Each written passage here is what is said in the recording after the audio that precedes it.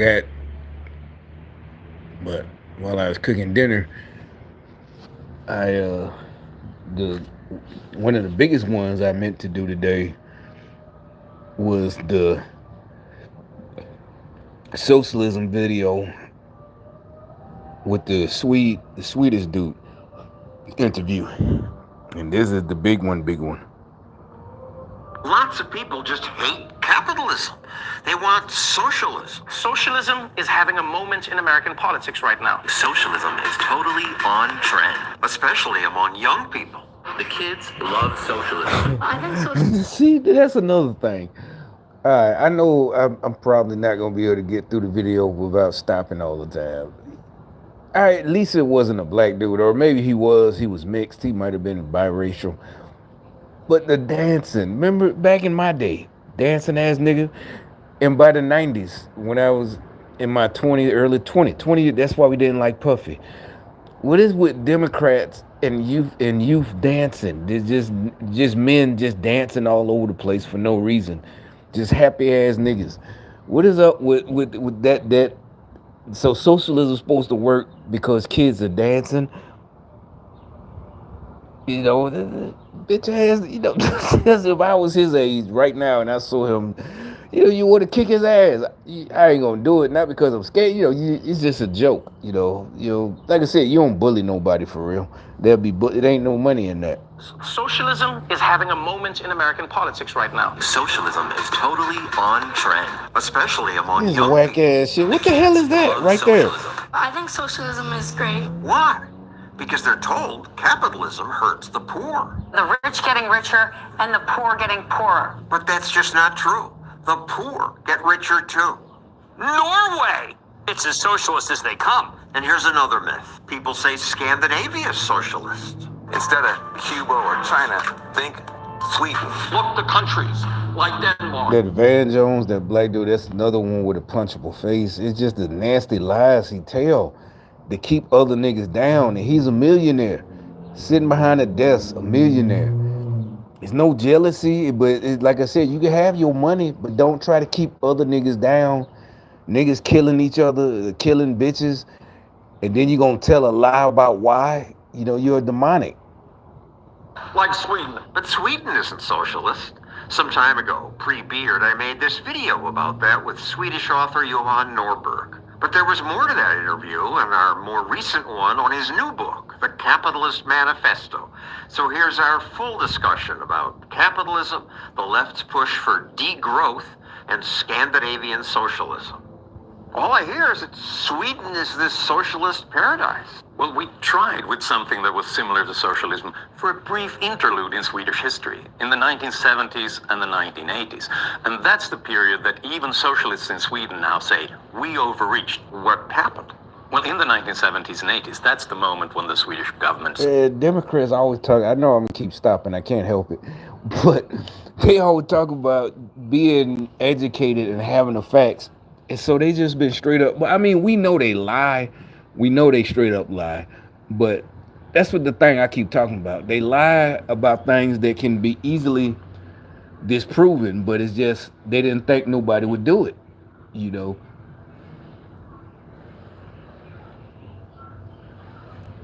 But to expand dramatically. Taxes rose, regulation was all over the place. And that's the moment in time when Sweden began to lag behind the other countries dramatically. There were no new net jobs created in the private sector, no new international companies. Sweden lagged behind to the extent that we went from being the third richest country on the planet to the 13th richest country on the planet. 13th isn't bad, doesn't sound like a crisis. But it makes it difficult to fund all these policies that Sweden had. So they started to print money. So we had a debt and inflation-fueled boom that ended in a terrible crisis. And to defend the Swedish currency, the central bank even had interest rates at 500% for a while. What made it a crisis?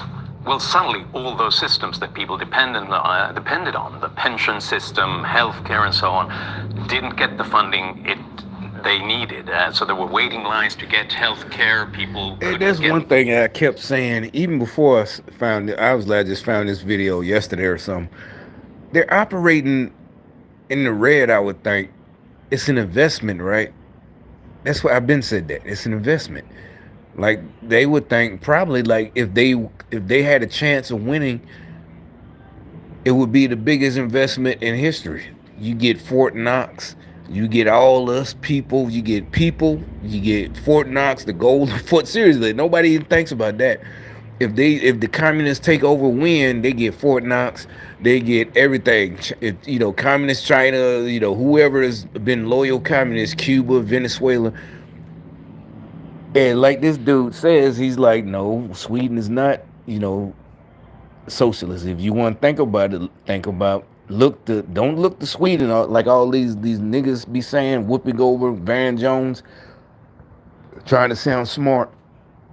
Sweden is socialist, and yeah, blah blah blah. Basically, communist. Like no, he's like, nah, y'all lying. They been had said it. The president said it about 2 years ago. The president said, stop lying. Basically, stop lying on us. Y'all lying. It's like a nigga lying on his dick. You like, don't be lying on me, nigga. You know. The pension that they thought that they depended on for the future. So everybody suddenly realized that something else has to be done. And even the socialist-leaning politicians agreed? The Socialist Minister of Finance in Sweden said that our policies have been unsustainable, sometimes absurd, and the tax system is perverse. So even they wanted to dismantle the big government that they had built. So what happened? Well, early 1990s, we had a wide agreement from the left to the right that we have to reform the economy, open up new markets, liberalize product markets so businesses could start in new areas, do away with occupational licenses and things like that, lower taxes, reform the pension system so that it wasn't unsustainable, partly privatize the pension system. Privatize the pension system? That terrifies people. Yeah, it does. It means you're not guaranteed money from the government.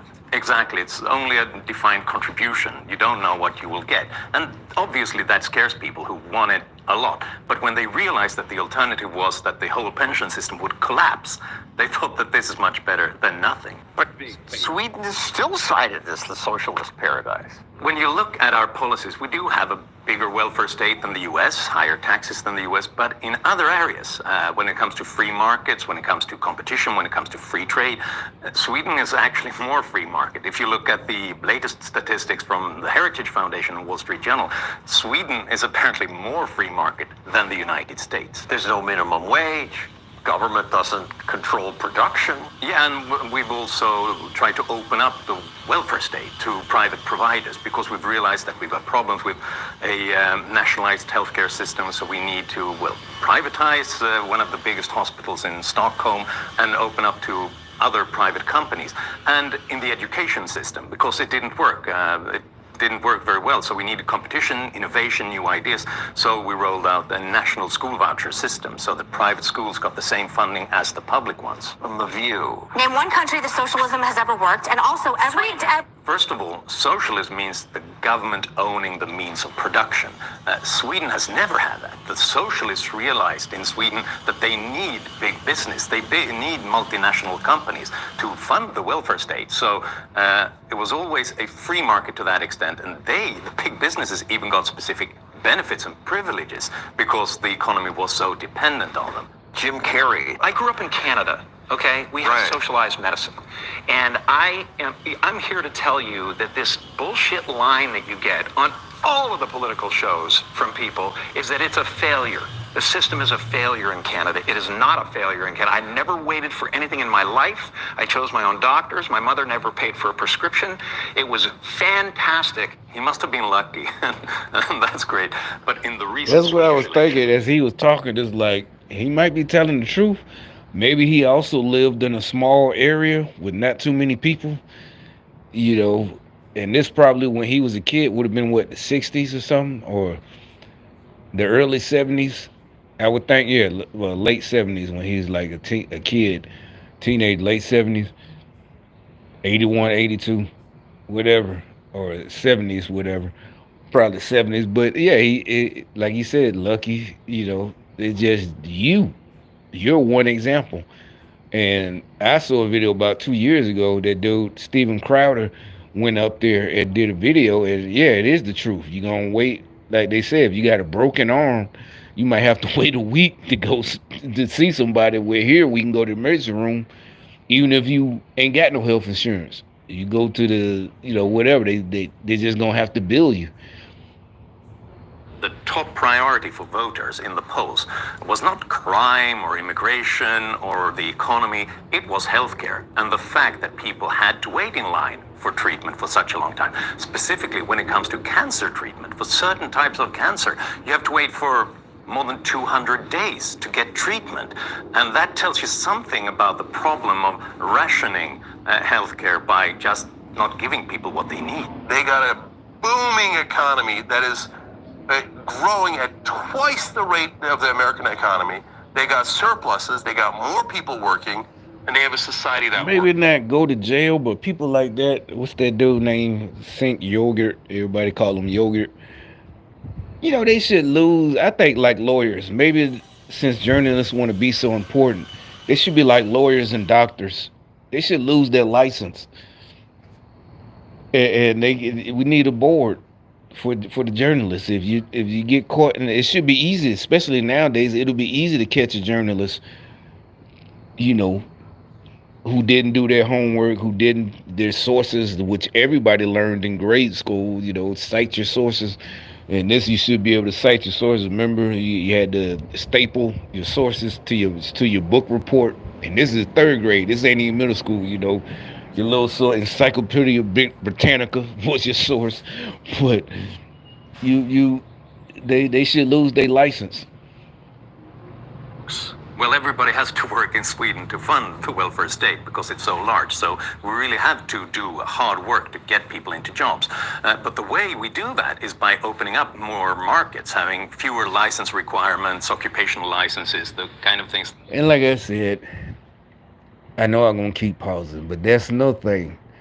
All right, the licenses. That's what these niggas they do. I had folks. I remember one time in Birmingham in the 2000s. After that, I don't know what exact year it was, but one of my homeboys, we figured we just gonna go to the pawn shop, buy some chainsaws, some goddamn, weed eaters, old lawnmower, and I guess maybe a trailer or something. I don't know how we was gonna carry all this stuff because we ain't had no truck. But maybe buy a raggedy truck. That was the big investment. And we gonna do our own lawn care. Just. But I told people that plan next thing they said, oh, you gotta have some kind of license, and he talking about occupational license. But I'm talking about that's what he's saying. They opened up everything. The more easier. Obviously, certain things you want a doctor, a lawyer, this and that, and I guess policemen, this and that to have certifications and this and that. But all the other stuff is choking out the economy. And it's not just the big economy. It's like people can't do anything. You try to figure out all these different, regulations, and it's Democrats. That's the Democrats, and has nothing to do with safety. They just want everybody broke, and then they can say, and a lot of stupid people fell for it, and the rest of us fell for it because we wasn't paying attention, and really we wasn't educated on it. But now, like I said, most of us immediately once Trump started talking about it, only took us like 2 minutes to learn. 2 minutes, boom. Like what? Oh, that's what's going on. Oh shit, boom. All we had to do. But the rest of them, it's taken years. It's damn near 10 years since 2016, right? 8 years. And you see what was going on, and now you know what it was. So they could say capitalism doesn't work, and this and that, and everybody need to just sit and wait on the government and wait on your ration. And really what they were doing was strangling everything, putting a chokehold on any little hustle you can have, and not even to tax it. They didn't even want to tax it. They just want to put it so you can't make no money and be mad, just mad or whatever, mad at everybody, mad at the government. And you think it's everybody, the Republicans, yeah, the rich folks, the Republicans, when it's the fucking Democrats who's up in your face, up in your church. This nigga in your church and in your face, and he's literally stabbing you in the back and choking your pockets. Things that America has to stop people from entering new jobs, and so in a way, We'll have a successful economy, but that's partly because we're free market to some extent. From your movie. It is a socialist economy. It's Empire Today's biggest sale, the 50-50-50 sale. 50% off carpet To some extent. From your movie. It is a socialist economy. Volvos and socialized medicine. All those stereotypes are quite interesting, and many of them are stuck in the past. Volvo is now a Chinese company. What does that mean? Gotta pause again. See, I didn't know that. Volvo, remember? Safest car in the world. Remember that in the 80s, 90s? It was a square Volvo. That still was thinking the hood niggas like, the rappers too. Hell, Volvo, But now, and who's behind all this? One of the big pushes, China, trying to take over everything, communism. So Volvo ain't even Swedish no more. Didn't know that till today when I was watching this video. From a classical liberal point of view. Well, it means that for a while, the Swedish economy was doing so bad and the currency was going south. So everything was quite cheap, so the Chinese and others could buy our big companies. And that was incredibly problematic at that time for the reason that not that they were bought by someone else, it's in a way a sign of strength that they want to invest in our economy. But it's a problem if we don't grow the new companies like that. In around the turn of the millennium, we didn't have one company among the 50 biggest that had been created over the last 25 years. So they were all created during the sort of small government laissez-faire era. But after the reforms, suddenly we've reformed the economy, opened up new markets, and then suddenly we've got the new companies in telecoms, in tech, and so on. And is this just Sweden, or is this also true for Denmark, Norway? Well, Norway's got oil money. Yeah, Norway is also a strange exception because they have all that oil. So unless American socialists have the plan to strike oil everywhere, that's not a relevant example. But Denmark shrank its Then economy. they can't do that because of the climate change. They don't want, out of meanness, out of spite, they want everybody to drive an electric car, or not even that, then you can't charge it. Everybody, they're gonna have to ration electricity. So they're not going to strike oil that's in America. Remember, they don't want that. That's Trump's plan, energy independent. And they want everybody riding some kind of electric scooter, living in the city. Everybody's supposed to live in pods in big cities. No more having your own house, riding some kind of fucking scooter or waiting on a Uber, electric Uber, out of meanness, out of spite. No more freedom. So they ain't going to do oil anyway. Finland? Scandinavians. Iceland? Yeah. Astrid Lindgren.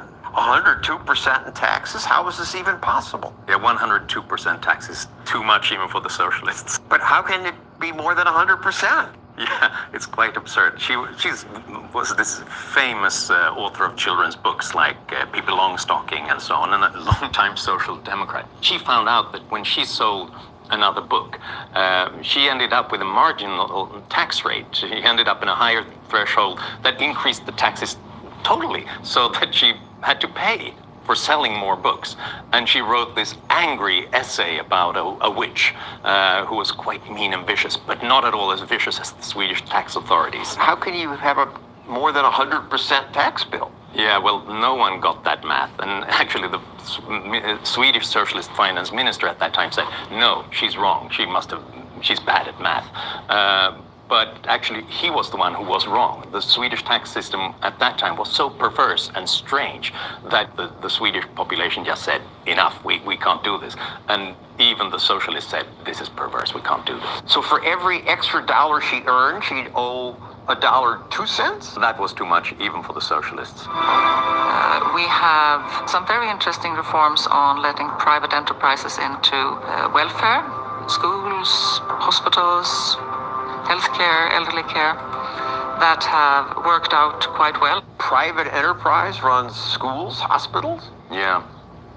Because we realized in Sweden that with these government monopolies, nothing happens. We don't get the innovation that we get when we have competition in other areas.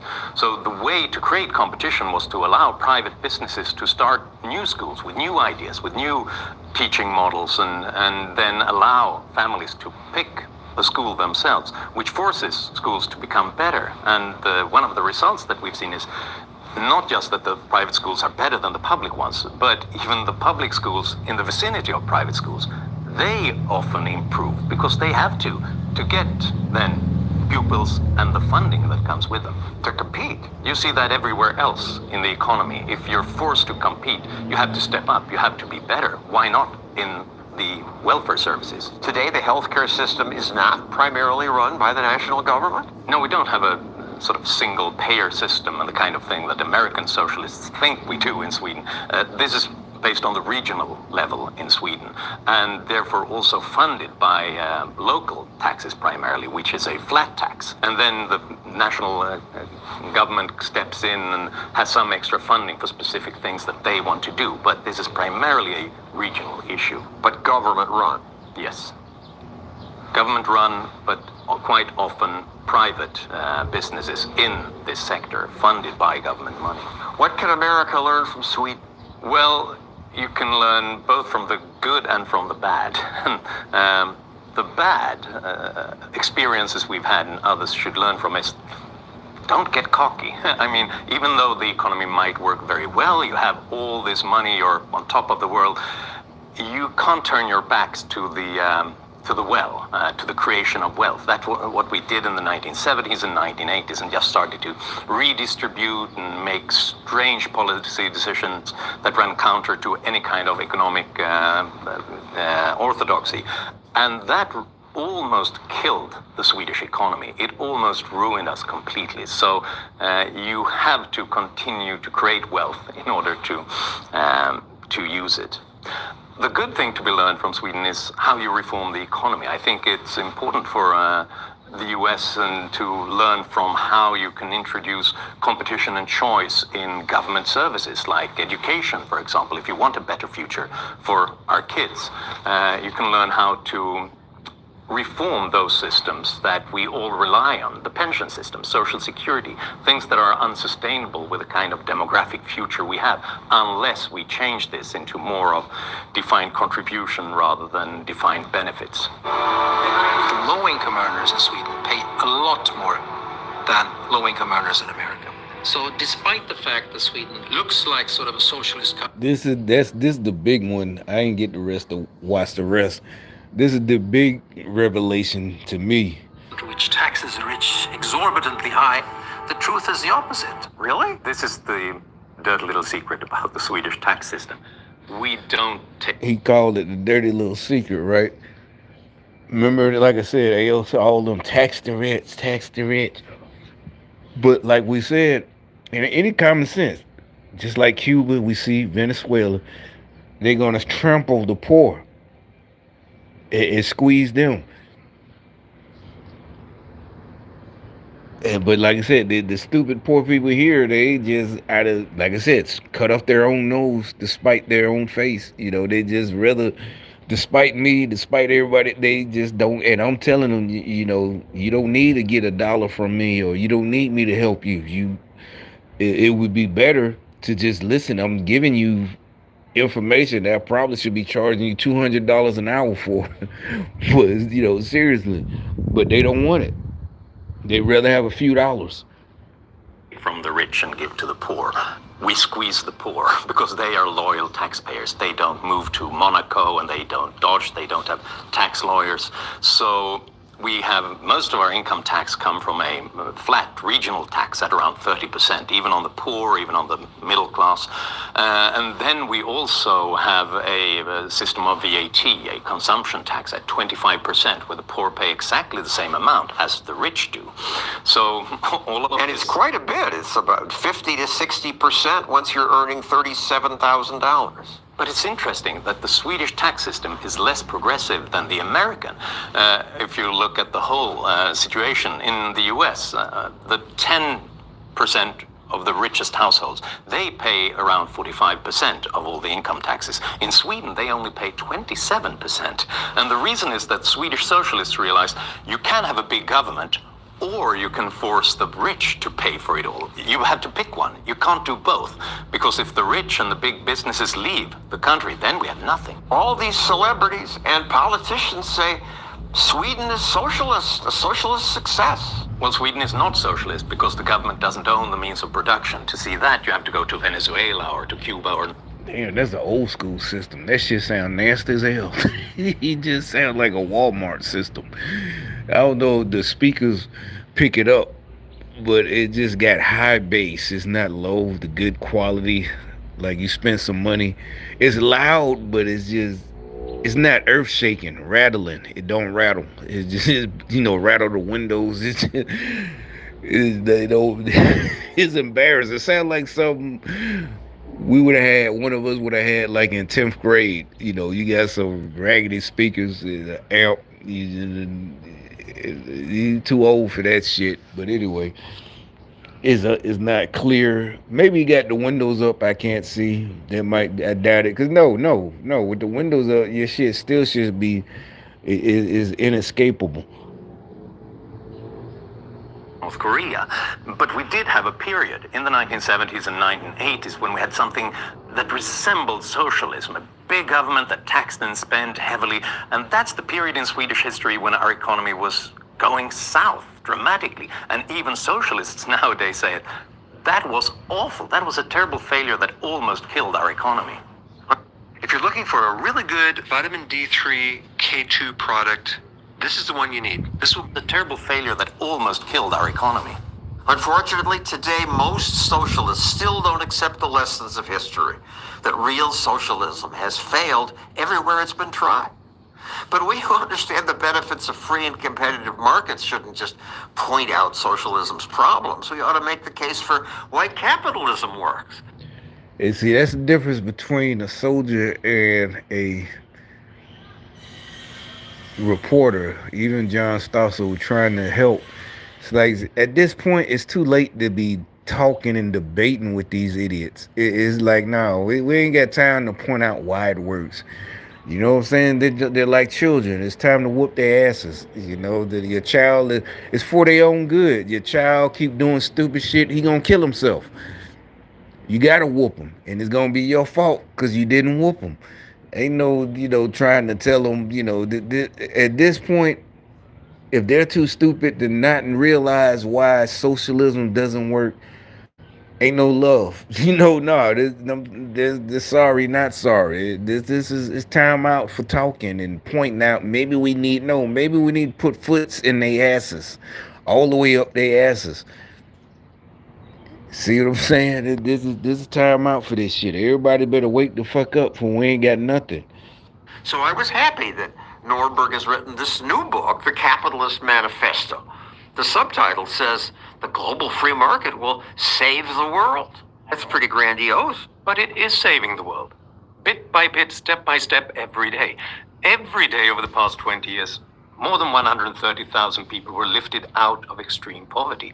Every day for 20 years. And it happened in societies that began to open up their economies and integrate into trade and global investments.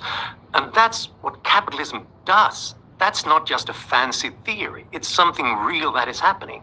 And it's also something that we should keep in mind every time somebody talks about how we should have more tariffs and protectionism and regulations, that every kind of intervention like that limits what human beings can do with their lives. And that hurts opportunity and it increases poverty, and we have to save the world from such interventions. Elon Musk recommended your book on Twitter, and that's gotten millions of views. Congratulations. But he says especially chapter 4. So I look at chapter 4. It's titled "In Defense of the 1%.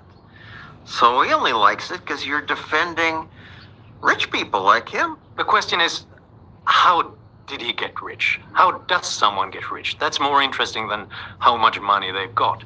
In every society, we have people who control reason.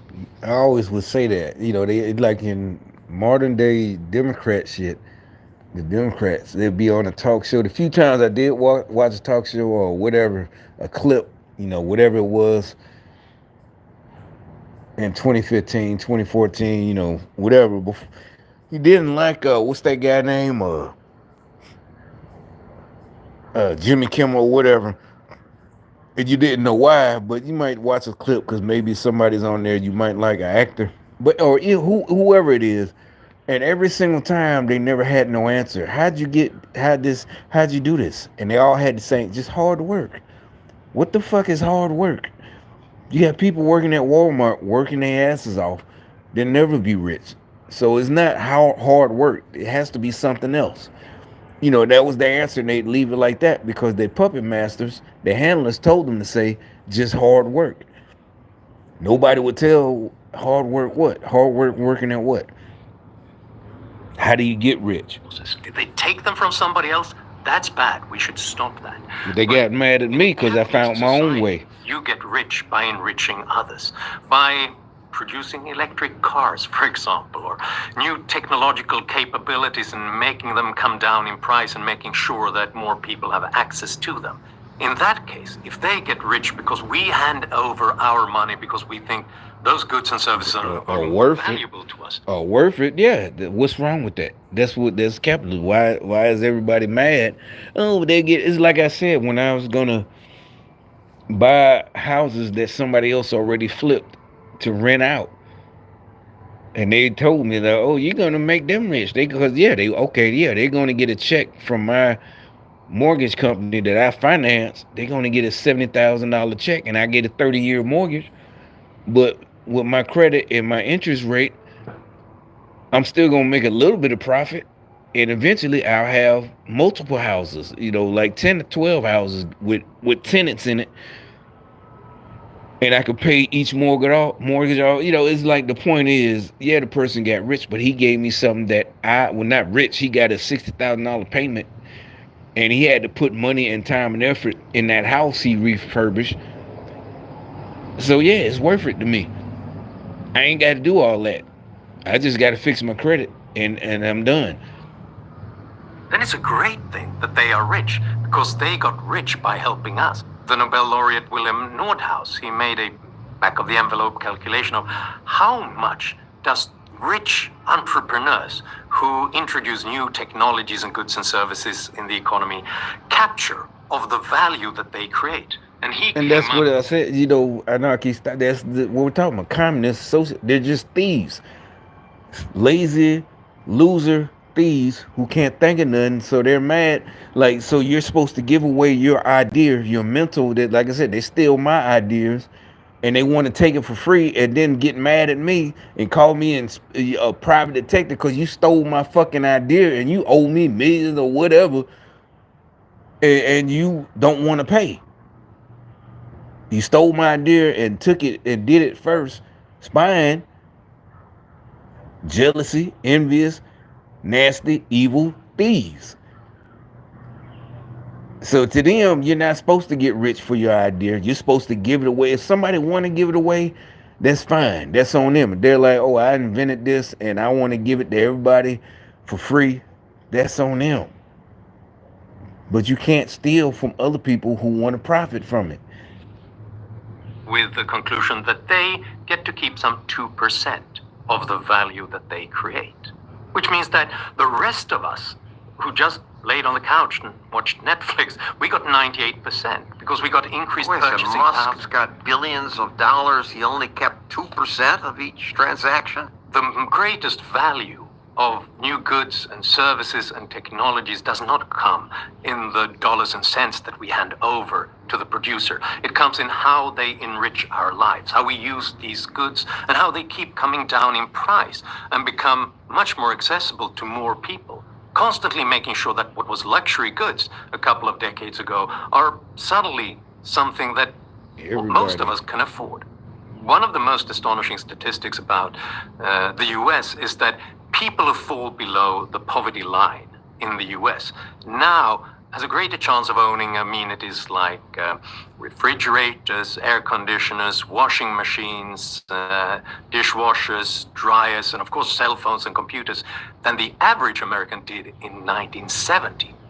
That's the greatest voluntary, spontaneous redistribution of resources that exists. The fact that all those luxury goods come down in price. And yeah, he's right. Like most of us, even my age, you in the early 80s, a lot of us didn't have, like he said, well, you had dishwasher, well, not a dishwasher, to me, I just don't want one. I guess the few apartments I had that had one, I barely used it. Yeah, I only used them every once in a while. I just ain't used to a dishwasher.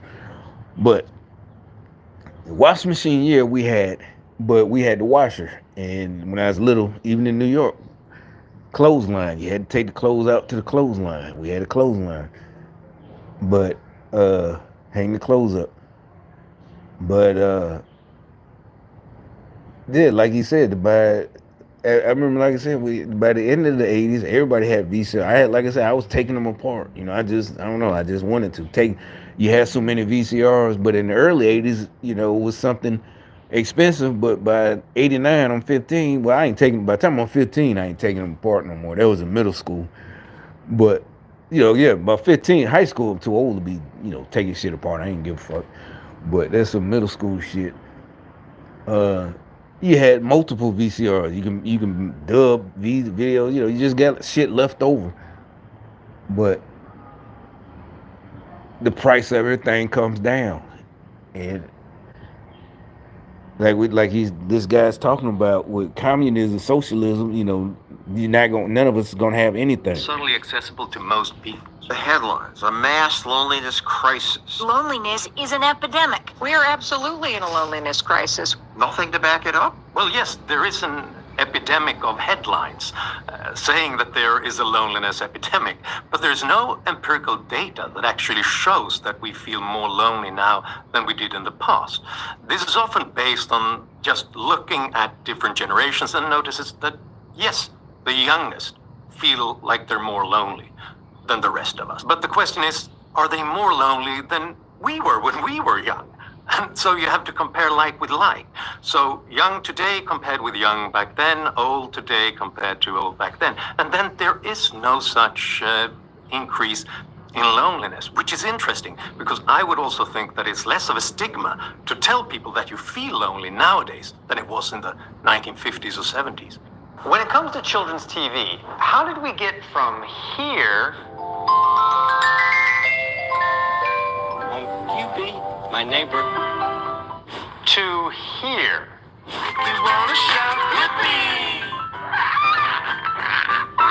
What the hell is this about? At their best, most children's TV. But more people live alone now. I would think that would make more people lonelier. That's correct. More people live alone, and there are also instances of people spending less time surrounded by other people. But the interesting thing, and this is what they never tell you in the reports, in the media, is that people who live alone and spend less time surrounded by other people are also more happy with those relationships. So it seems to be something interesting that happens when you choose your own relationships, when you choose your own partners and colleagues and friends to associate with.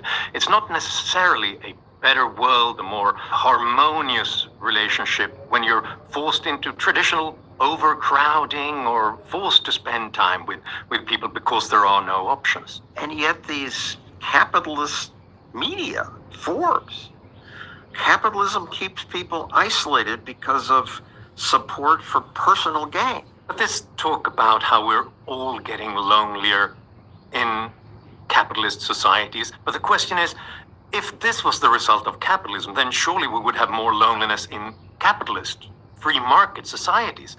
But every survey, every poll we're looking at shows that people say that they're less lonely in the most market-oriented society. There is even a human freedom index produced by Fraser and Cato Institute. I mean, that's just, it's like what I've been saying. If everybody getting money, and if you're alone, you just don't feel like going out or whatever, or meeting up. But everybody got money. So if you don't want to hang, you know, or nah, I'll catch y'all next Saturday, then that's, how is it, you know, personal gain, everybody, yeah, that's what that bullshit, that demonic bullshit, that everybody's selfish. So you want everybody together and broke and trying to figure, so yeah, like I said, when you drive past in any town, I mean big city, you see all them people together, they're not lonely, but they're all broke, sitting outside living in tents, downtown Seattle. downtown here, downtown Birmingham, downtown uptown Manhattan, or wherever it is. The point is, they're all together, but they're all broke as fuck. Is that what they're talking about? Which measures how free a society is, how economically free it is. And it tells you that on this 10-point scale, if you increase free... Y'all see the video. Y'all can look it up for yourselves. I'm gonna watch the rest later. But I forgot also, like, oh boy, y'all y'all heard the other video when I was sitting out front the other day and he comes over. But my point is, they sent him his handlers, but he was like, I know you see my bitches, that's where I'm like, what? No, nigga, I don't pay attention. Now, if you was a homeboy, I would be like, oh, I saw her over there last night, but I don't know you. I'm not paying attention. That's some hoe shit. Why would I? That shows how they think. They sent him. I'm guessing that's why he moved in.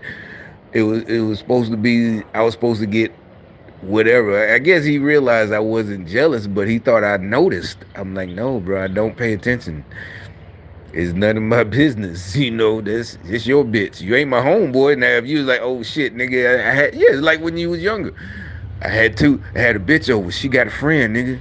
You know what I'm saying? Yeah, exactly. Why? Other than that, I don't care, bro. You're a neighbor, but I don't know you like that. So why would I be? Because he's getting them. You seen him? No, I didn't. Why would I see him?